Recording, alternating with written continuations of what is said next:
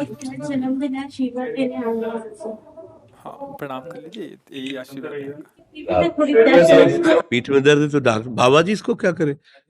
ये बाबा जी क्या करे? जैसे किसी को रोग है, किसी को दर्द है तो डॉक्टर के पास जाए। आशीर्वाद दीजिए ठीक। आशीर्वाद से नहीं ठीक होता।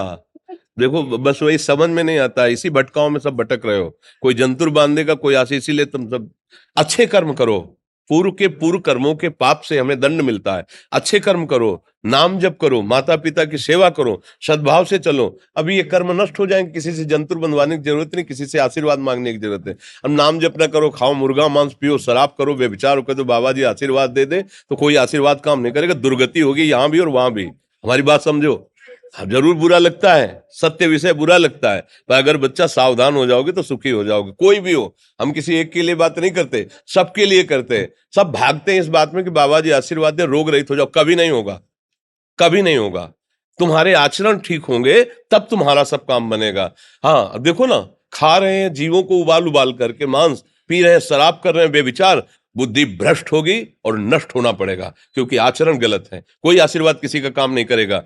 आप अच्छे आचरण करो, माता पिता की सेवा करो, परिवार की सेवा करो, समाज की सेवा करो, नाम जप करो। शरीर में कोई छोटे मोटे कष्ट आवे उनको सह जाओ, आगे चलकर आप देखो कि कैसी उन्नति होती, अच्छा होगा, मंगल होगा। इस ब्रह्म में ना रहना, किसी के आशीर्वाद से कुछ हो जाता है। हम आपको पक्की बात बताते हैं कि आज बाबा के यहाँ गए थे यार, पीठ में दर्द कम हो गया।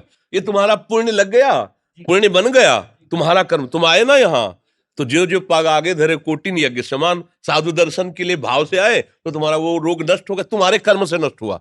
तुम सत्कर्म किए ना, उससे कर नष्ट हुआ। बात समझो बच्चा, आप हमारे घर के हो सब। आशीर्वाद देने से हम कई बार कहा कि अगर तुम सुखी हो जाओ तो हम किसी से न मिले, चुपचाप अपने कमरे में बैठे केवल आशीर्वाद देते रहे सबको। लेकिन नहीं सुखी होगे। सुखी होगे तुम अपने कर्म से। को न काहू के सुख दुख कर दाता, और निज कृत कर्म भोग सुन भ्राता। हे भाई, अपने कर्म का भोग ही आपको भोगना पड़ेगा। कोई भी तुम्हारे कर्म को नहीं मिटा सकता, एकमात्र भगवान। एकमात्र भगवान, मेरी बात मान लेना। उनकी शरण में और नाम जप करो, सब ठीक हो जाएगा। तुम्हारे भजन से होगा, तुम्हारे अच्छे आचरण से होगा, तुम्हारी धार्मिक प्रवृत्तियों से होगा।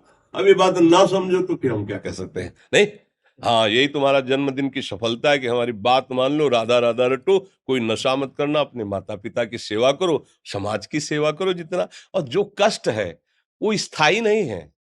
आज विपत्ति आई, कल खत्म हो जाएगी। अभी दिन है, फिर रात आ जाएगा, रात है तो दिन आ जाएगा। ये क्रम चलता रहता है, हमें निराश नहीं होना। सूरवीर योद्धा की तरह हमें जीना है यार, कायर की तरह नहीं जीना है। जी। ठीक है, आप